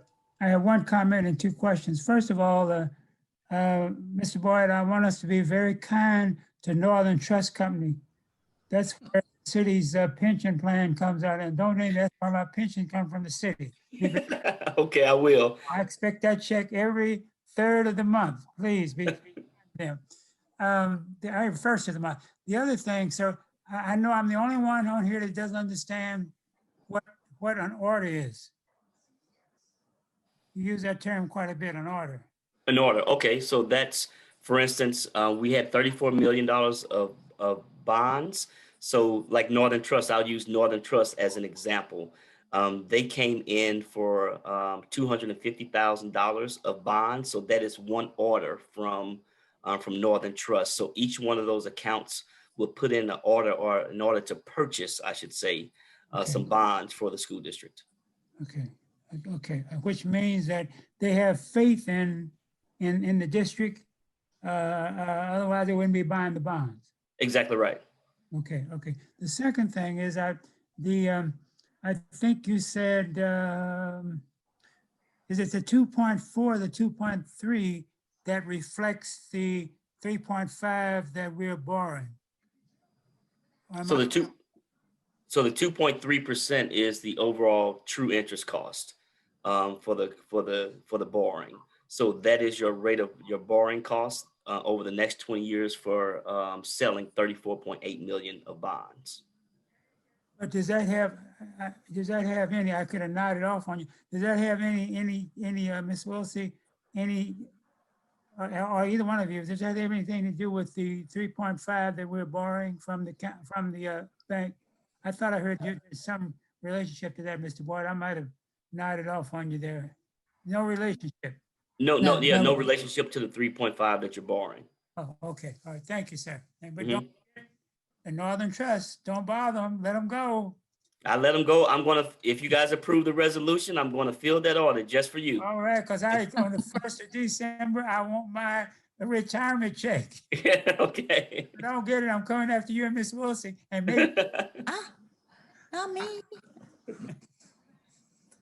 So with that, if there are no other questions, I'll open up for any other questions. But if there are no other questions, I think there's probably a resolution that needs to be approved to authorize the purchase of the bonds by Stiefel. And we're set to close on December 2nd. So that's when the 32.6 million will hit the district's bank account on December 2nd. And at that point, it will be. Yes, Lorenzo, thank you. I think in your packet, you have a copy of the resolution authorizing and directing the issuance, sale, and delivery of 34.855 principal amount of general obligation improvement and refunding bonds. This resolution in 24 succinct pages tells you the terms of the bonds and how it all fits together, and redemption provisions and all that information and how it works with the direct deposit program. So we appreciate getting a resolution authorizing that resolution. Johnny, that's the board memo that's out there. I don't know if you want to pull that up. But I know that Jean will be giving me lots of things that need to be signed. So They're sitting on your chair tonight. I understand you'll be in tomorrow, and the chairman will be coming by to sign. Good deal. So, and this is just the memo asking for approval of the resolution, and part of the resolution is attached. So I didn't know if anyone had time to look through it, but. And that resolution was when we had the amounts, the sizing amounts that were in the resolution prior to pricing. The resolution that I emailed yesterday and the one we're acting on shows the correct amount, which went down because of the great premium Lorenzo was able to get you. I didn't really, the memo says basically what Mr. Boyd went through. So I don't want to take time to go through all that, but we are, superintendent is recommending approval of this resolution for the 2020 bond. So moved. Second. And can you, Mr. Vitale, can you go up? There's actually a recommendation where it actually says the. I was on mute. Yeah. No, we could hear you. I was also on mute telling you that you were muted. So Yeah. don't worry about it. I'm yelling my brains out and no one's here. Oh, sorry. It should be at the very bottom of page 1, Johnny. Yep, keep going. There, there. Right there. There it is. Yep. So that was the motion that was made, and that was the motion that was seconded. Is there any further discussion? I would just like to thank Ms. Wilsey for teaching me, improving my financial literacy. Because just looking at this gave me I had to learn a lot. I had to learn a lot. I appreciate your hard work and diligence with this. With that being said, we'll call it to a vote. Mr. Townsend. Aye. Ms. Graves. Aye. Mr. Brooks. Aye. Ms. Carter. Aye. Ms. Kendrick. Aye. Chair votes aye. Motion carries 6-0. Thank you again. Thanks, everyone. Thank you, Lorenzo and Jean, for always helping me and all your hard work. I appreciate it. Thank Care, you. everyone. Good night. Don't forget Mr. Boyd. I won't. Northern Trust. There, it's on its way. That's in the mail. Yeah, I hope Take care, so. everyone. I hope to see you all soon. Thank you, sir. Moving on to 8.4. Good evening. 8.4 is working with Kansas City Behavioral Health Holding Contract. Just to remind everyone that, some of our students who meet the Missouri eligible criteria for special education require a special non-traditional program with intense services to meet their social emotional needs that can support their academic needs based on their IEP. Kansas City, and I'm just going to say BHH from this point out, has multiple programs that support individuals with disabilities from infancy to adulthood. BHH is a comprehensive behavioral service provider committed to the principles of applied behavior analysts and positive behavior interventional supports. They use evidence-based, data-driven methods which are tailored for each student to ensure that every individual can reach their fullest potential. This contract will be our first year working in collaboration with them. And if you recall, I did bring this last year in December and we talked about the possibility of working with them, but it didn't, we did approve it, but we weren't really able to kind of go forth with the contract. We were able to go ahead and go a little bit further with the contract this year, vetted with legal. They are located right down the hill from us on Hillcrest Road. So we're hoping that's going to be a bonus, saving a little bit of money on transportation. But as you know, programs such as these often only serve a small number of students, so they kind of fill fast and sometimes even have waiting lists. One of the big advantages for BHH is that they are one of the few programs around that offer board certified behavior analysts. If you look at the cost, it will give you a monthly tuition cost of a little over $6,500 a month. And then there are additional services depending upon the needs of the students.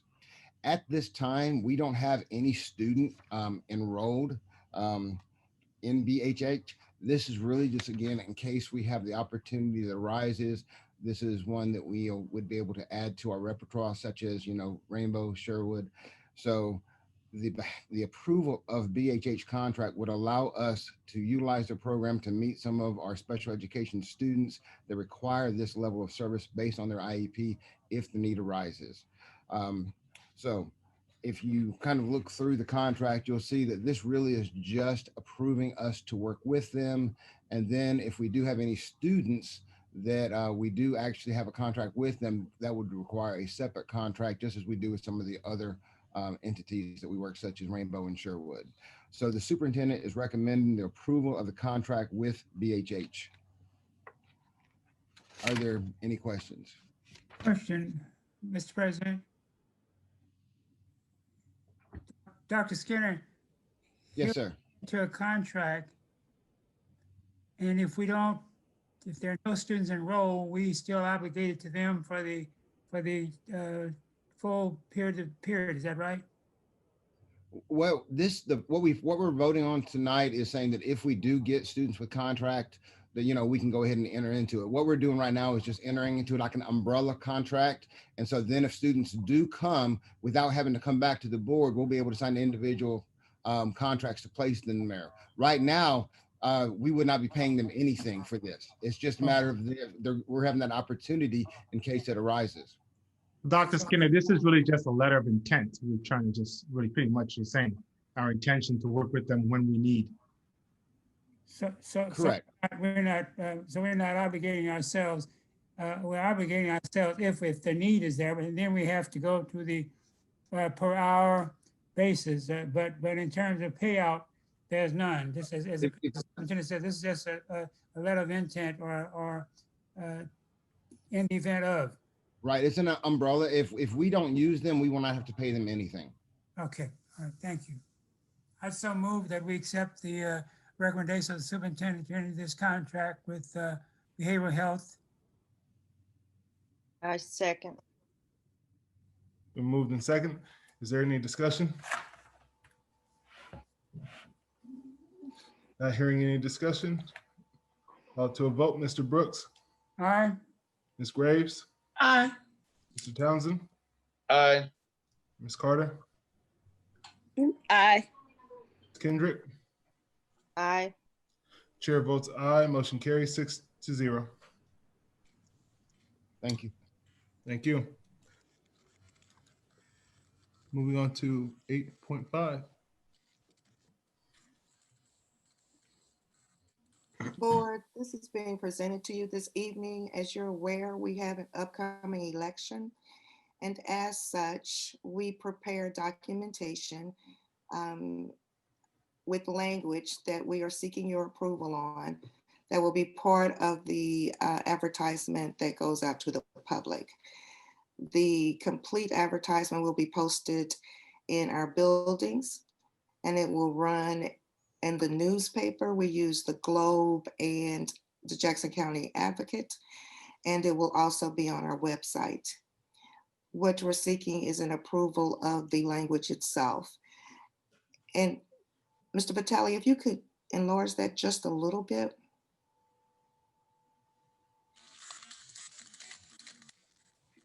The Jackson County Election Board requires that we do create public filings to inform the community of availability of terms for board director. And this is how the language would read. We move to authorize the publication of filing dates for board director candidates for the April 6, 2021 election as required by law to include the opening date of December 22nd and closing date of January 19, 2021. To designate the Hickman Mills C-1 School District Administration Office as the location of filing. Candidate filings are in person unless someone is actively serving in the military or has a disability that would prohibit them from filing in person. Please note the dates and times we will be open for in-person filing. And outside of in-person filing during our regular business hours, 8 a.m. to 5 p.m., potential candidates can call to set up an appointment. Candidate filings will not be accepted outside of regular office hours. They will not be accepted, and that needs to be corrected, December 23rd through January the 1st, because our offices are closed for winter break. The days the district office is closed for any reason, including, just a second, I lost my screen, okay.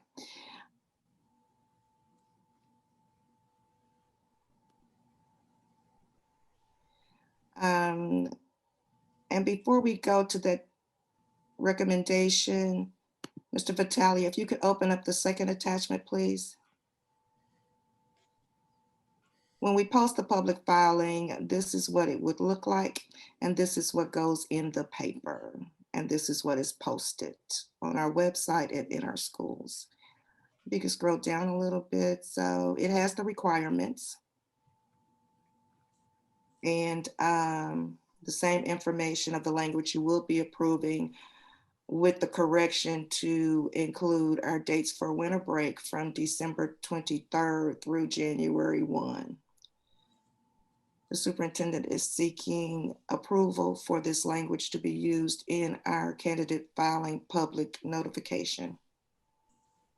Mr. President. Yes, sir.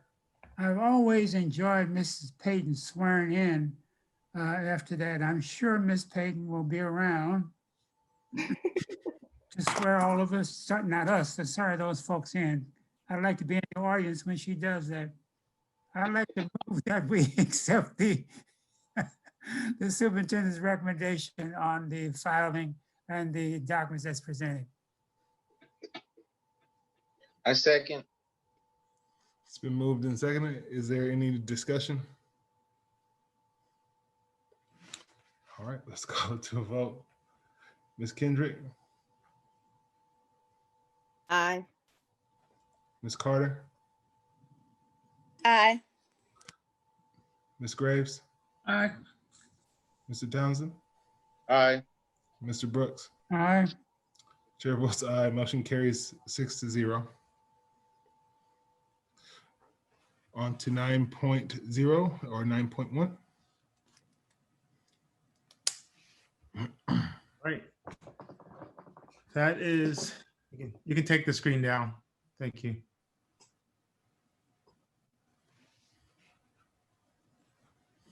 Thank you. That's superintendent comments and updates. I just have 3 items to share with you today.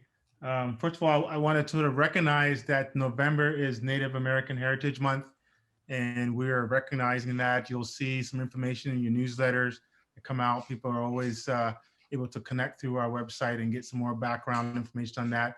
I want to also appreciate and honor the land that we live and work on from the First Nations Indigenous peoples that we are here, and often we don't recognize this land that we've inherited from the ancestors who were indigenous to this part of the country. So we're hoping to communicate and connect and support families and students who are of that heritage within our district. So I hope people can go online and read some material in this month and embrace that information. Mr. President, Mr. O'Brien, you're the first person that I've heard use the term First Nation people, and I appreciate that. I want you to know that I work with some folks on the Kickapoo Reservation as well as the one up in South Dakota, in this case. But normally we say Native American or American Indians, but First Nation, they were there. Now let me make a correction. We didn't inherit this, you know. Yeah. I'm being nice. Let me make that correction. It was taken by Europeans at the time, and that needs to be said. I just absolutely. Yeah, I was trying to divert from going to a colonial historical diatribe. So thank you for bringing that point. Yeah, Andrew Jackson and others. Sir, I'm just sorry. But thank you for mentioning the First Nation people. Thank you. And my First Nations, Indigenous people, would say to them in their native tongue, miigwech, for this opportunity. So here we go. The other piece I'd like to sort of make comment on is, first of all, I want to single out Director Graves because she did a Herculean job with the foundation in sort of rallying the board, and also the gala and the silent auction that just happened last week that was very successful. For the first time, virtual, and during a pandemic, that they were able to put that forward. So thank you to the foundation for continuing to support our students and putting in initiatives to do that. And special thank you to Director Graves for staying and supporting that organization as well too. Ms. Graves.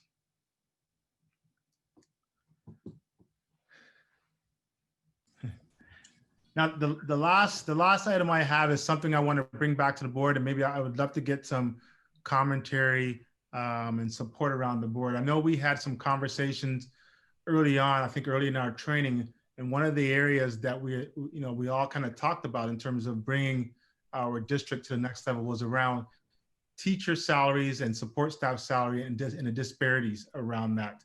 When I did some analysis, we're at the very bottom. And when you do the math on it, we have teachers that we hire, we invest in them thousands of dollars in terms of training. And then after 4 or 5 years, they become full-fledged teachers and they decide to move on to other places. Now we just lost that investment. I know that these are tough economic times. I'm hoping to continue to get support from the board to do some investigations around some strategies I think that we can come up with to look at some long-term planning in terms of elevating our salaries so there's some parity in the county. And before, I've already had some preliminary conversations around some strategies with Ms. Wiltsey and Mr. Clapmeyer around what I think we could do, and at the same time sustain our economic standing. You heard from the previous conversation that financial institutions are looking to invest in Hickman Mills, so that's great. But I wanted to continue to do the work and bring something back to the board to start a conversation. But I didn't want to do that without, because it's going to take quite a bit of analysis and strategies. I didn't want to do that without hearing from the board to see if it's worthwhile for us to do that. Of course, we're also in a COVID pandemic situation where, you know, we're losing funds from the state and the federal, so we'll put that in the equation as well too. But I would like to start preparing a strategic plan around how we can do that. And then the board can kind of decide on when to implement or when to take a look at it, or maybe make some alterations. But President Watcher, I'd like to open it up to just hear some comments from the board in terms of support to continue that investigation, and then be able to come back at a later date. Absolutely. Board members, do you have, colleagues, do you have any comments? Comment. I do. Okay. You know, I think what you're doing is good. I think one of the big things that would really help Hickman Mills, if we got more businesses out here. Our tax base is low. We have more rental property out here, and so therefore we're not getting the money that we should. Years ago, we ran a mall, and so we had several businesses. So I think trying to get businesses to come in our community would help us tremendously in terms of our tax base. I think that's a big deal, and effort should be, you know, focused some kind of way. If we're talking to our city council people, our state legislators, or whomever, to try to get some economic stability out in the Hickman Mills area. Thank you. Mr. Townsend, I believe you had a comment. You're muted. I'm in full support of the superintendent continuing searching for monies of any type that would help increase the teacher salaries, teachers and staff salaries. I mean, that's one of the things that I ran on in the election that said I was going to try to help on. So I'm 1000% in agreement with Mr.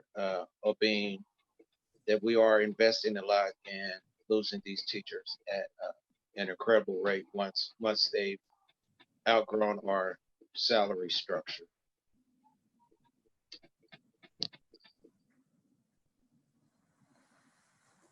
Mr. President. Yes, sir. I would, I know the superintendent is a visionary, and I would hope that not only would he be looking for short range goals in this area, but long range.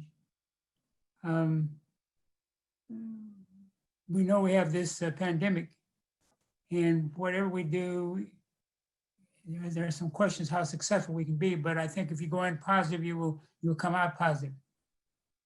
But I think also we, at the moment, when the moment comes, we have to also try to increase the student population. According to, and I know you've read it, Mr. Obeen, the reports that we had that 30% of the students that are eligible to be in the district don't go to Hickman. And the question becomes, how can we get them back into the Hickmanville School District? That represents a pretty good number. That represents, and I hate to say it this way, but it represents dollars and cents. Our average daily attendance. I think I just like to throw those on your plate as you move forward.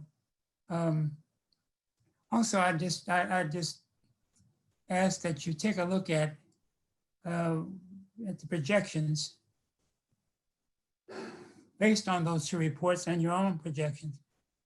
Would it be necessary in the ensuing years that we'd have to close another school or so? And I think that that's I mean, as it relates to intelligence, you kind of look at that as a possibility or something that may come up, and hope not. And if we can maintain a certain student population, we wouldn't have to, but we never know. And I think at least that ought to be something that we at least in the back of our own, it's not first on the agenda, but it ought to be somewhere on the agenda in terms of that's one way, that's how we were able to come up, as Ms. Wilson reported, with the fund balance that we had because we closed 2 schools. It would have been better to close 3, but we had a hard time getting 2 closed. So just some thoughts. Those are my first thoughts right off the top of my head. Thank you. That's helpful.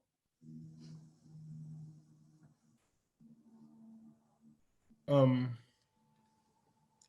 no other board members have any other comments, yes. Outside of my profession, other than what I do, looking at disparities is one of the focal points of what I do professionally. I appreciate you even taking the initiative to look at the possible disparities that are going on with our teachers.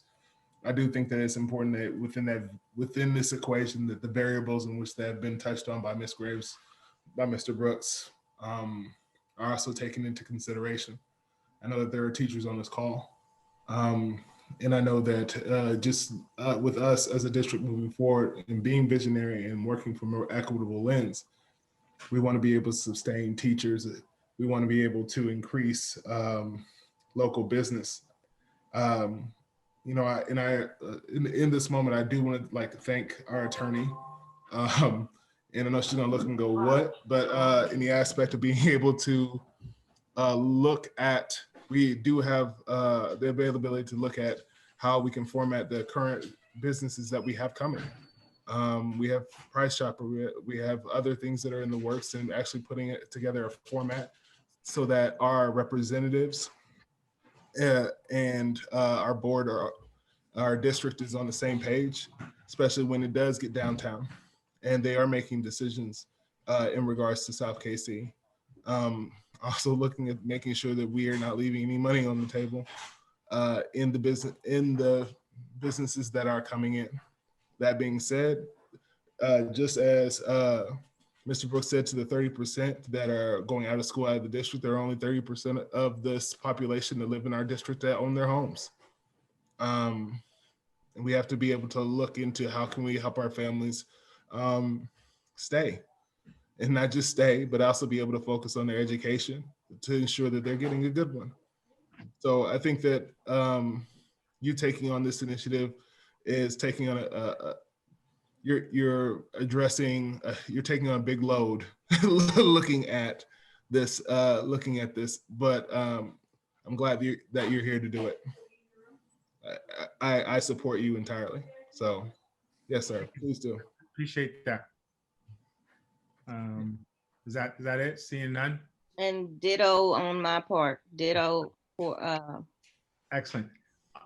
Thank you so much. I'm glad to see full support from the board. I think it's worthwhile doing because it connects to a lot of things. It's not just direct impact on teachers, but to our students. We talk about our accreditation issue, and we have to build capacity in our teachers. We can't build capacity in our teachers and develop good instruction if we don't keep them long enough to work on those strategies. So there's a lot of connections. And the other thing I would say, just so people are clear, we're going to do analysis around the teacher disparity, but I'm also looking at our other staff as well too. And we have paras and support staff and others that I think we need at least do the analysis. At least we know where we are, and then start thinking about how we address that short and long term.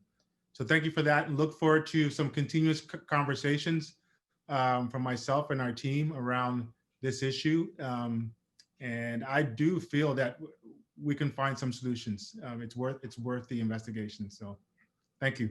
That's it for my update and report, President Watry.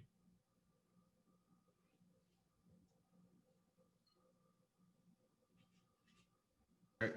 Couldn't find the unmute button. All right. Looking at the agenda, I believe we are at 10.0, which is 10.1.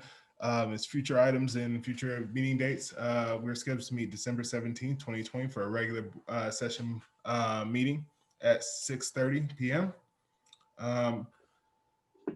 That's pretty much the only future date we have. With the holidays coming up, making sure that people are staying safe, and also that they're not too worried about as we move forward, making sure that we're addressing the current climate that we're dealing with. So we won't be too intensive or too intentional about making a lot of meetings for people to show up to during these holiday months. So that being said, at this time right now, the chair is seeking a motion to go into closed session. Right. It is, just to clarify, we're recessing from public and going into closed, so we can come back and close the entire meeting, right? Okay. Yes, sir. Thank you for the clarification. Oh, I move that we recess and go into a closed session. It's closed session 610.021.1313 RSMO. Yeah. I'll say. Can someone hear me? Can Yes, you hear ma'am. me? Yes, ma'am. I have to log off really quick. I can't go into closed session meeting right now. I have to log off really quick. I might be late getting in, but it's something I have to take care of really quick. Understood, Ms. Carter. I appreciate it. Thank you for the heads up. Thank you. I think Chair is looking for a second. Did we get a second? Yes, I second. Is there no audience input? As far, I hear you, Ms. Mims. As far as audience comments, is that what you're referring to? Yes. At the beginning of the agenda, we started off with audience comments at 5.0. Oh, okay. Yes, ma'am. We had them. Okay. Thank you. Yes, ma'am. Have a good evening. You too. All right. If there's no further discussion, we will call to a vote. Mr. Brooks? Aye. Ms. Graves? Aye. Mr. Townsend? Aye. Ms. Carter? Aye. Ms. Aye. Gotcha. Ms. Kendrick? Aye. Chair votes aye. Motion carries 6-0. We will go into recess and we will come back into open session to adjourn. Those of you who are logging off, have a wonderful night.